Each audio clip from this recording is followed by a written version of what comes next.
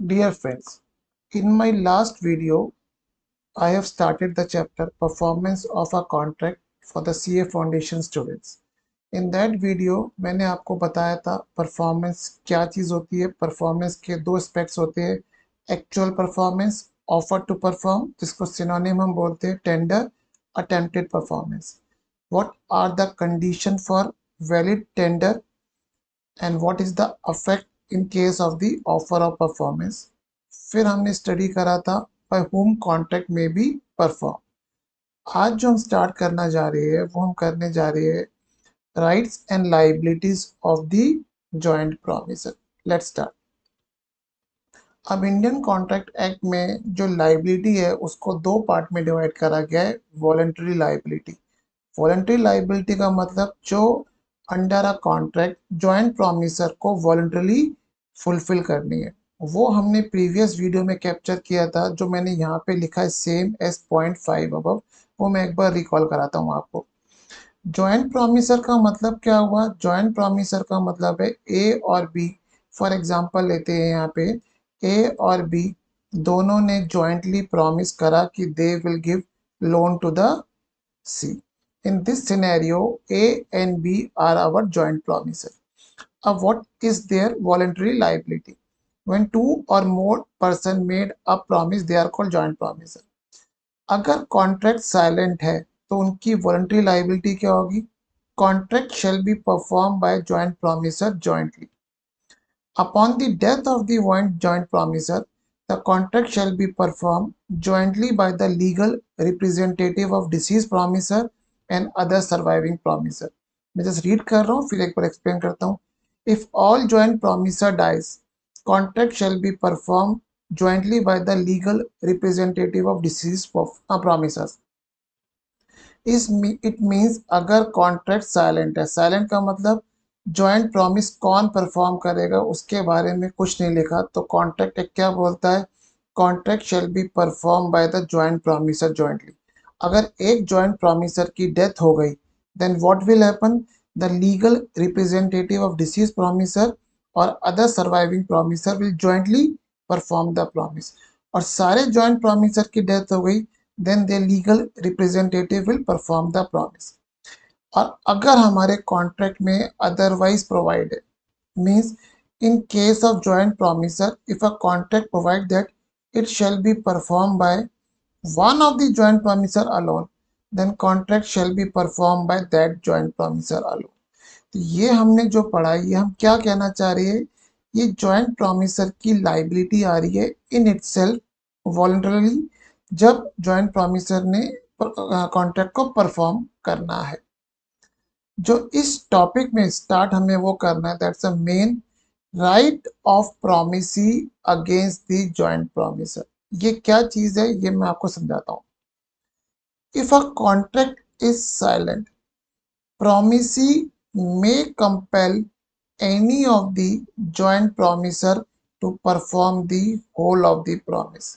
Example लेता हूँ, ए B सी तीन लोगों ने जॉइंटली प्रॉमिस करा कि they will give loan to the x.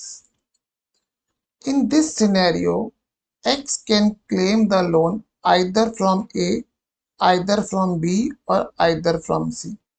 ऐसा नहीं है कि X वो वेट करनी है कि तीनों मीन्स तीनों ही इकट्ठे दे, क्योंकि कॉन्ट्रैक्ट हुआ है। तो यहाँ पे जॉइंट प्रॉमिसर की जो लाइबिलिटी है विजा विज द प्रॉमिसी। तो क्या प्रॉमिसी को बोला गया, क्या राइट दिया गया प्रॉमिसी को?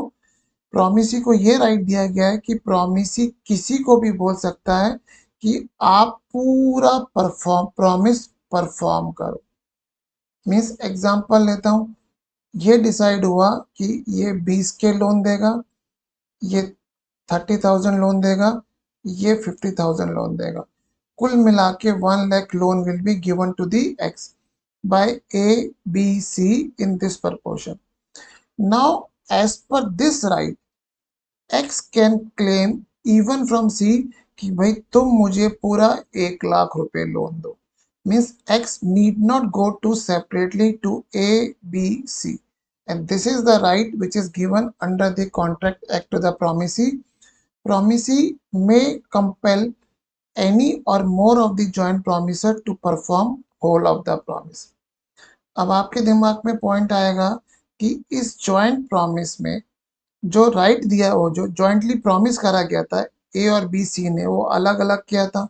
और अगर एक्स सी को बोल रहा है कि भाई तुम मुझे पूरा 1 लाख रुपए लोन दो, देन व्हाट विल हैपन, सी के पास फर्दर क्या राइट्स है वो हम आगे पढ़ते हैं। But as regard promisee, law provide the right to the promisee, he can approach to the any of the joint promisor for the performance of the whole of the promise। अब आगे पढ़ते हैं। If one of the joint promisor is made to perform the whole contract, he can call he can call for a contribution from other as per agreement if share is not mentioned then equally। It means हम अगर यहाँ पे बात करें, ए B सी ने contract करा जो respective amount they will give as a loan to X. X ने सी को अप्रोच करा कि भैया मुझे पूरा 1 लाख लोन दे दो, तो सी को यहाँ पे एक्स को पूरा 1 लाख रुपए लोन देना पड़ेगा। अब सी के पास राइट क्या है, C can call for a contribution from A and B. यहाँ पे एग्रीमेंट में कितना डिसाइड हुआ है, ए को कितना देना है 20,000 और बी को कितना देना है 30,000। तो सी को एक्स को तो पूरा 1 लाख देना पड़ेगा, but C can take a contribution from A and B as per agreement. और अगर एग्रीमेंट साइलेंट है, then the other party will contribute their contribution equally। अब इसमें फिर फर्दर आपके दिमाग में पॉइंट आ सकता है कि जॉइंट प्रॉमिसर तो ए बी सी ने जॉइंट प्रॉमिस करा, सी ने सारे का सारा लोन एक्स को दे दिया, सी ने रिस्पेक्टिव कंट्रीब्यूशन ए और बी से कॉल करा। व्हाट हैपन, अगर ए ने देने से मना कर दिया या एक दूसरी पार्टी ने देने से मना कर दिया, तो लॉ क्या कहता है, if any one of the two or more joint promisor makes a default in a contribution, remaining joint promisor must bear the loss from such default in equal share। Means यहाँ पे मैं assume करता हूँ कि हमने case करा, x ने approach करा सी को और सी ने पूरा 1 लाख लोन किसको दे दिया, एक्स को दे दिया। अब ए और बी है, ए को कितना कंट्रीब्यूट करना था 20,000, बी को कितना कंट्रीब्यूट करना था 30,000। नाउ व्हाट विल हैपन कि यहाँ पे सपोज बी ने देने से मना कर दिया, अब बी ने कितने का डिफॉल्ट करा 30,000 का। इस मीन्स यहाँ पे अब दो पार्ट हो जाएंगे 15K और 15K। इसका मतलब यहाँ पे अब ए को जो कंट्रीब्यूट करना है वो कितना करना है, तो 35K। इसका मतलब ए ने सी ने पूरे 1 लाख रुपए दे दिए थे, तो ये कितना कंट्रीब्यूशन लेगा ए से, और बाकी इसका खुद का कंट्रीब्यूशन कितना था इनिशियली 50,000। बट क्योंकि बी ने डिफॉल्ट करा है तो बी का जो लॉस आया 15,000 रुपये वो भी है। तो नेट में अगर हम देखा जाए, सी ने कंट्रीब्यूट करा 1 लाख, उसने ए से लिए 35, तो सी का खुद का कंट्रीब्यूशन कितना रह गया 65, जो कि मैंने आपको बताया 15,000 का नुकसान जो बी की वजह से हुआ है, जो बी ने डिफॉल्ट करा है उसकी उसका नुकसान, उसका shortfall in contribution will be share by A and C equally. तो यहाँ पे ये जो चीज मैंने आपको बताई है, this is one of the critical चीज in a performance part, and इस पे जनरली क्वेश्चन आ जाते हैं, and that too case study. तो अगर हम इसको फटाफट रिपीट करें, जॉइंट प्रॉमिस में promisee can compel any of the joint promisor to perform whole of the promise। और अगर एक promiser ने पूरा promise perform कर दिया है, then he can call contribution from the other joint promisor as per agreement। If share is not mentioned in the contract, then the other joint promisor have to contribute equally। If any one of the joint promisor makes a default, तो उसके default से जो loss होगा वो loss remaining part joint promiser will share equally. तो hope आपको ये चीज समझ में आ गया हो गया। The right of promisee against joint promisor. अब हम यहाँ पे करते हैं कॉन्ट्रैक्ट अदरवाइज प्रोवाइड। यहाँ पे हमने क्या पढ़ा था, कॉन्ट्रैक्ट इज साइलेंट। हम अभी पढ़ के आ रही है right of promisee against the joint promisor. If agreement provides that contract shall be performed by one of the joint promisor, then promisee can compel that joint promisor only for performance। Means agree ये हुआ कि यहाँ पे अगर example ले, ए B सी ने jointly promise करा कि वो एक्स को लोन देंगे, बट ये डिसाइड हुआ कि X can only take a loan from C, A और बी इसको कंट्रीब्यूट करेंगे। In this scenario X can not approach to the A and B. तो ये चीज जब भी होगी जब कॉन्ट्रैक्ट स्पेसिफिकली प्रोवाइड कर रहा है। तो अगर कॉन्ट्रैक्ट साइलेंट है तो ए पॉइंट के 1 2 3 सब पॉइंट्स एप्लीकेबल होंगे। तो ये हमने भी क्या पढ़ा, right of promisee against joint promise. अब एक इंपॉर्टेंट पॉइंट और आ रहा है, affect of release of the one joint promisor. इसका जो लॉ है उसको मैं एक एग्जांपल से समझाता हूँ, और मैं अपने स्टूडेंट्स को भी ये बोलता हूँ कि जहाँ पे आपको लॉ की लैंग्वेज टिपिकल लग रही हो, you better explain the law point with example rather than using the wrong language और a language with the improper grammar. तो इट्स बेटर कि आप उसको विद एग्जांपल से समझा देना। फर्स्ट प्रेफरेंस तो आप देना कि आप लॉ की लैंग्वेज लिख सको, और अगर लॉ की लैंग्वेज आप लिखने में थोड़ा सा इनकेपेबल फील कर रहे हो, then you can explain the law with an example जो मैं आपको समझाता हूँ। Suppose there are three joint promisor A, B, C. Promisee release one of the joint promisor from performance of the joint promisee. Means A, B, C तीनों ने मिलके बोला हम X को लोन देंगे। अब X ने क्या करा, X ने सिर्फ A और B को परफॉर्मेंस के लिए बोला, और सी को उसने बोला कि सी से मैं परफॉर्मेंस कंपेल नहीं कर रहा हूँ। इनडायरेक्टली एक्स ने सी को परफॉर्मेंस से रिलीज कर दिया।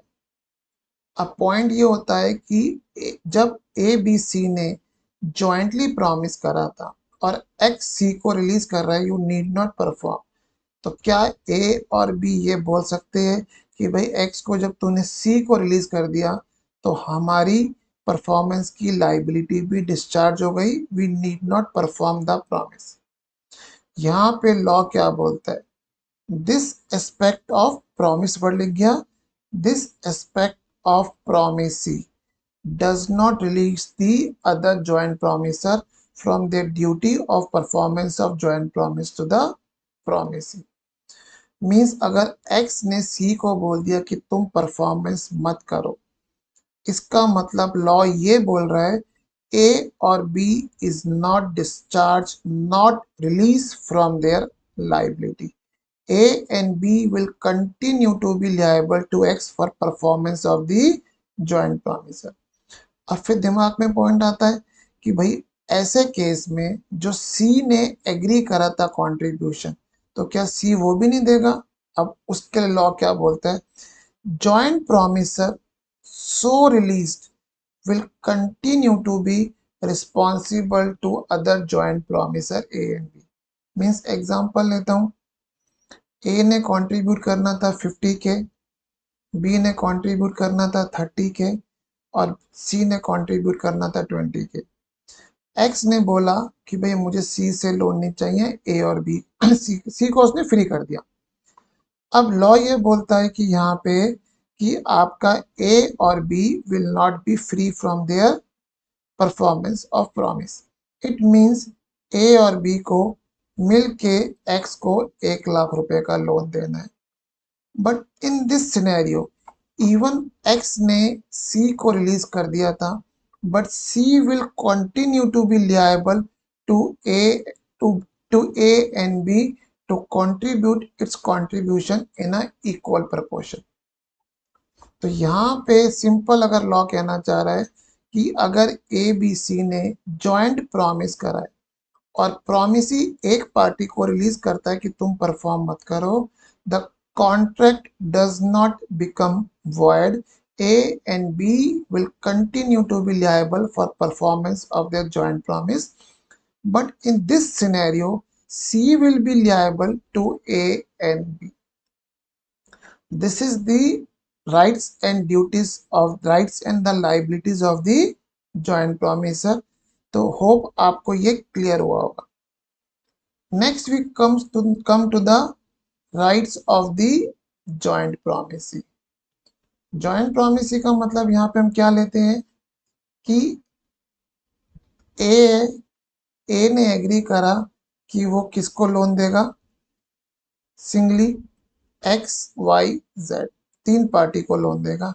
इसका मतलब यहाँ पे प्रोमिसर तो एक है but there are three promisee. तो अब यहाँ पे क्या लॉ कहता है, rights of the joint promisee. If contract is silent, right to claim performance shall be exercised by joint promisee jointly. It means तीनों को jointly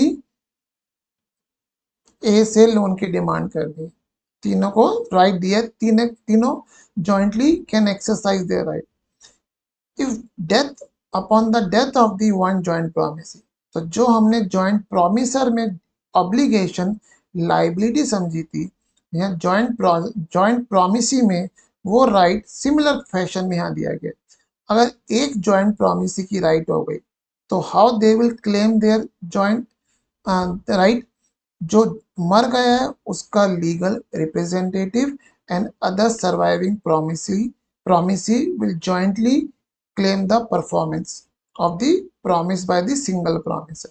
और अगर सारे मर गए हैं तो their legal representative will claim the performance of this single promise by the single promiser. तो rights of the joint promisee, और हम बात करें अगर joint promiser की obligation बिल्कुल सेम फैशन में लॉ ने प्रोवाइड करी है. ये हम कब कर रहे हैं, जब कॉन्ट्रैक्ट साइलेंट है, जो हमने ये पॉइंट पढ़े. If contract provide otherwise, read करता हूं. In case of joint promisee, the right to claim performance shall be exercised by one of the joint promisee, then such right shall be exercised by that joint promisee.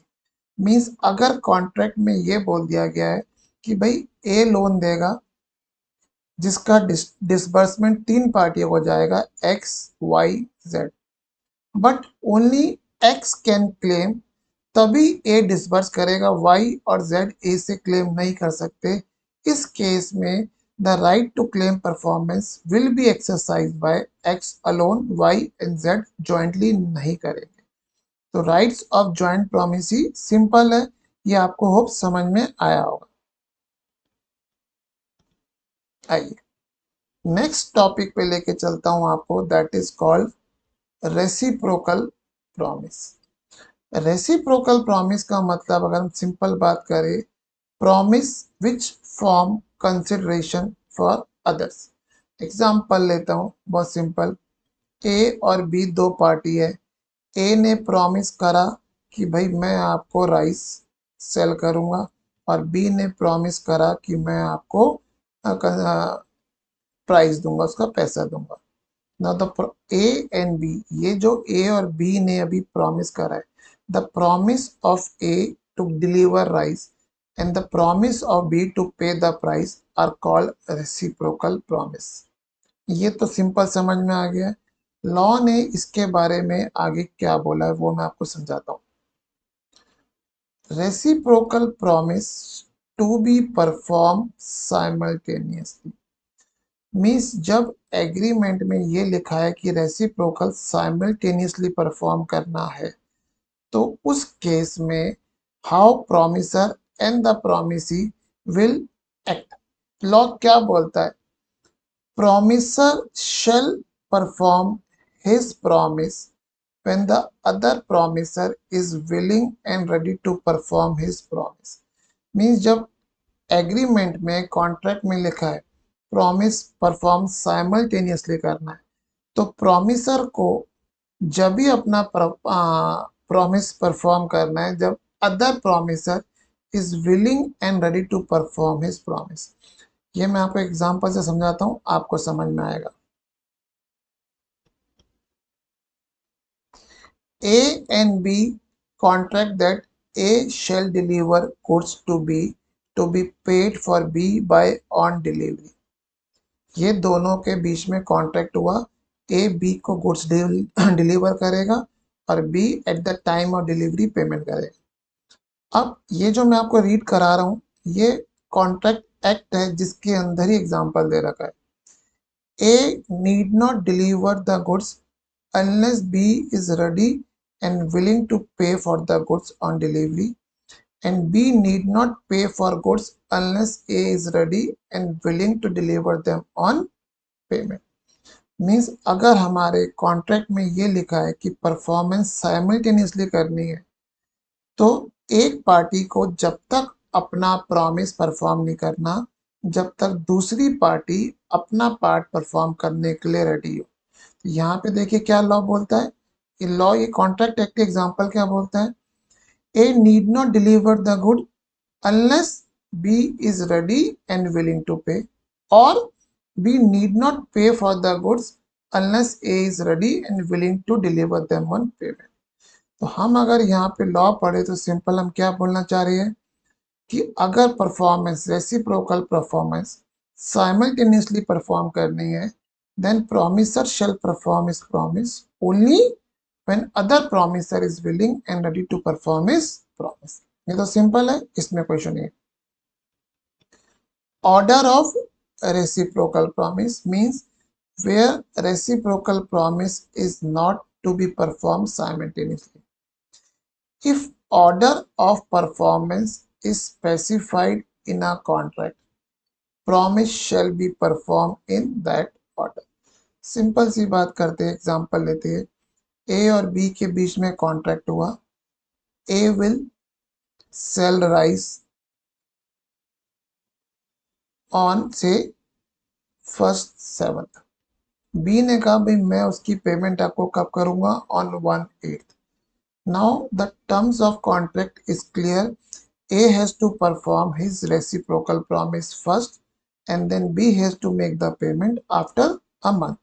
तो order of performance is specified, then promise shall be perform in that order. If order of performance is not specified in a contract, तो क्या law बोलता है, promise shall be performed in the order which nature of transactions require। ये मैं आपको एक example से समझाता हूँ, ये पॉइंट आपको समझ में आएगा कि क्या नेचर ऑफ ट्रांजैक्शन हो सकती है।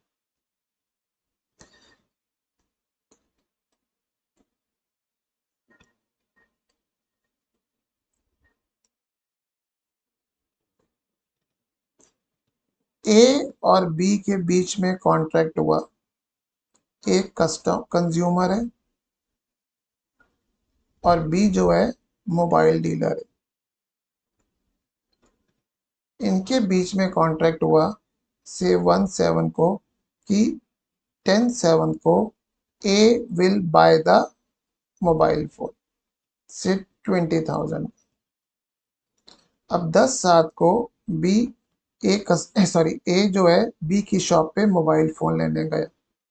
Now the nature of transaction is such that कि पहले ए को मोबाइल फोन की पेमेंट करनी है और तब बी मोबाइल फोन का जो पैक है उसको अनपैक करेगा।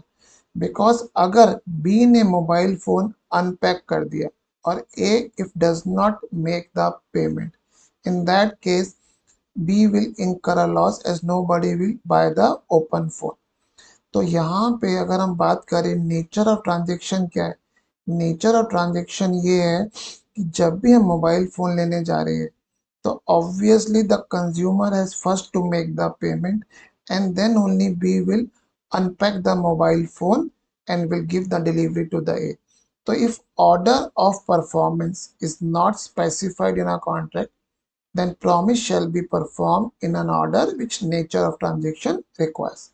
होप आपको ये भी क्लियर हो गया होगा। तो अब हम आते हैं नेक्स्ट पॉइंट पे, one party prevents the other party in performance of the other party promise। इसके बारे में लॉ रेसिप्रोकल प्रॉमिस से ये भी क्या बोलता है। अगर मैं इसको आपको कॉन्ट्रैक्ट एक्ट में रीड कराऊं तो you will see a little bit a quite confusing language.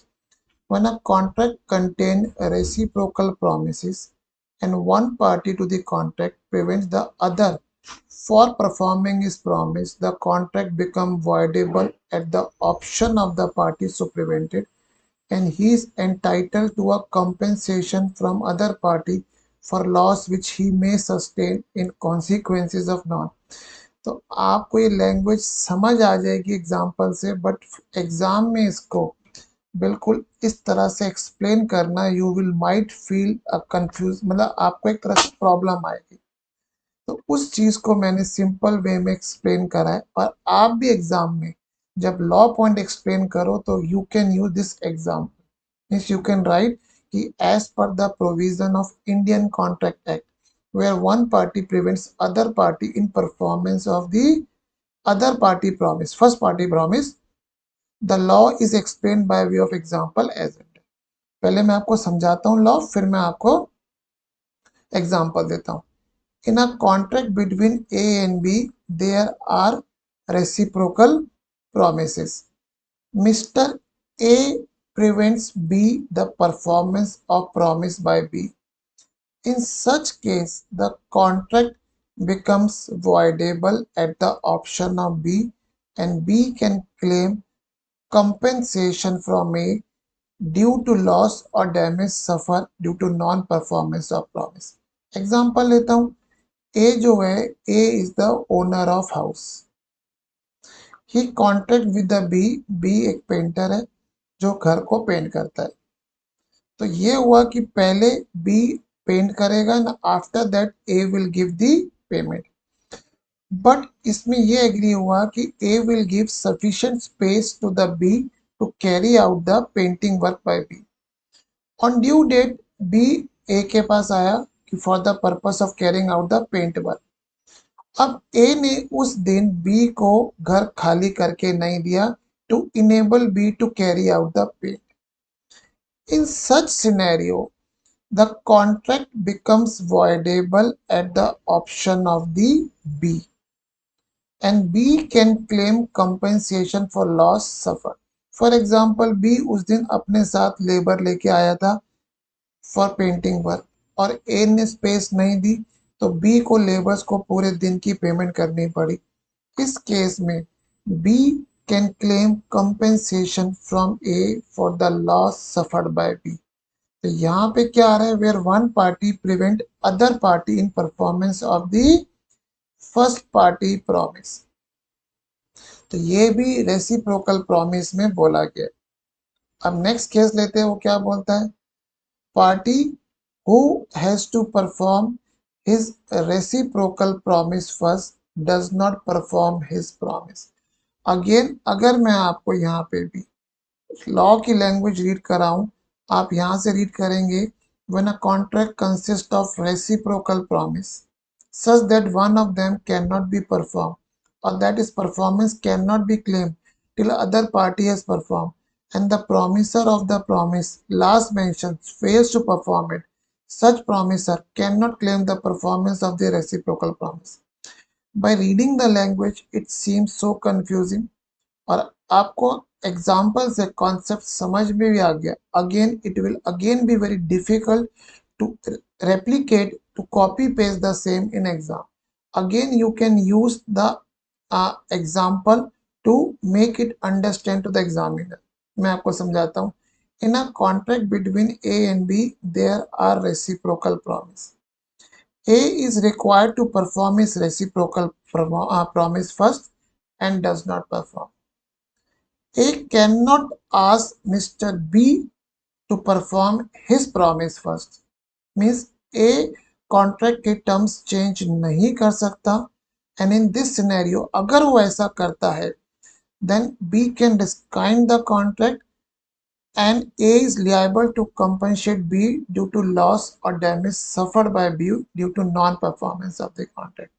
Means यहाँ पे हम सिंपल सी बात बोल रहे हैं कि अगर ए को अपना रेसिप्रोकल प्रॉमिस फर्स्ट परफॉर्म करना था और उसने नहीं, और वो अब eight the time of execution वो बोल रहे बी भाई आप पहले परफॉर्म करो, in that case simply A is breaching the terms of contract, B can rescind the contract, and A is liable for compensation to B for loss suffered by B. So these are the 4 steps as regard the reciprocal promise. अब एक चीज पे आता हूं, मैं आपको लेके चलता हूं. Time is the essence of contract. Time is the essence of contract when parties to the contract want to complete the performance of the contract before or at the specified time. Means contract में parties की intention ये है काम time पे होना चाहिए. उस case में अगर काम टाइम पे नहीं हुआ तो कॉन्ट्रैक्ट एक्ट क्या प्रिस्क्राइब करता है? Promiser does not perform the promise within a specified time.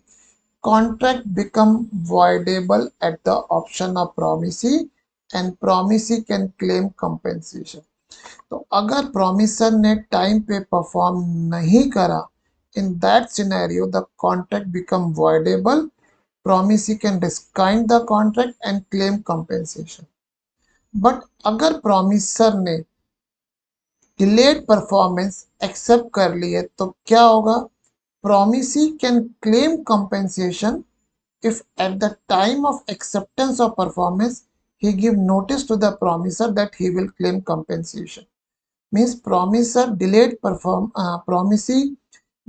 performance accept कर रहा है, but at the time of acceptance अगर उसने बोल दिया है कि भाई मुझे तेरे डिलेड परफॉर्मेंस से लॉस हुआ है, मैं compensation claim करूंगा, then promisee can claim compensation, otherwise not.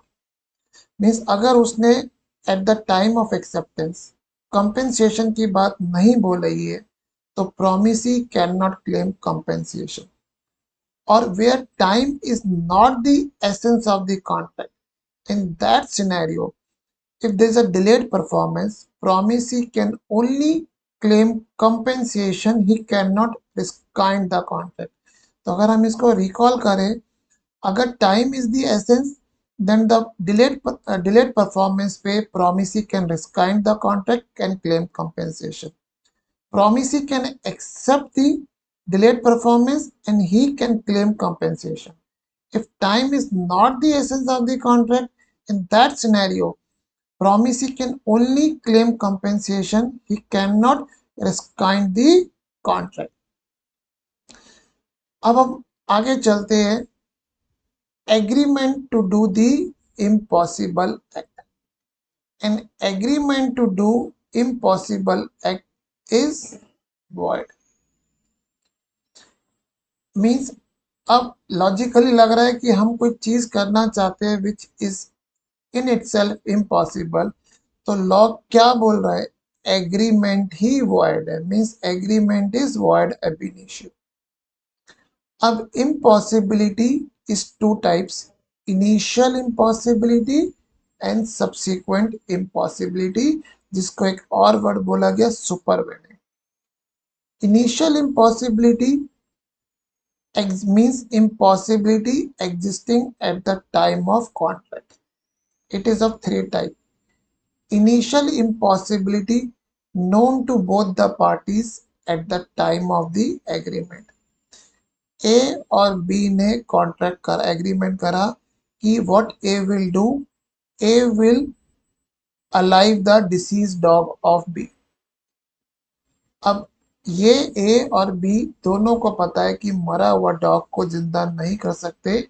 It's an initial impossibility known to both the parties at the time of agreement and this is agreement is void ab initio. Initial impossibility unknown to the both the parties. When both the promiser and promisee are ignorant of impossibility of performance, the agreement is also void. A and B agrees on say first 7:10 AM कि भाई A B को अपना horse बेचेगा, but horse already died on 30th 6 p.m. और ये चीज दोनों parties को ही नहीं पता थी. Means it's an initial impossibility unknown to the both the parties. In this case also the contract is void ab initio. Initial impossibility known to the promisor alone. At the time of contract, promisor know that act is impossible. The agreement is void, but promisor shall compensate the promisee for loss suffered by promisee due to non-performance of the contract. A or B. A एक Hindu. He was already married.